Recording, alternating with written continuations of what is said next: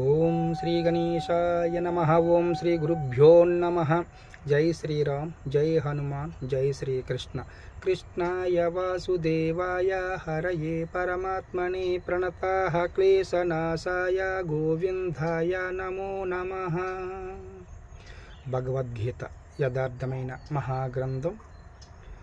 అవ్యుక్తాక్షరయుక్తః తమాహుః పరమాంగతం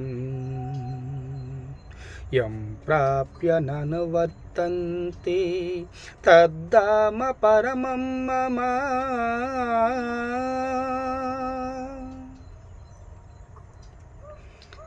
ఇంద్రియ గోచరము కాని పరబ్రహ్మ పదము శాశ్వతమైనది.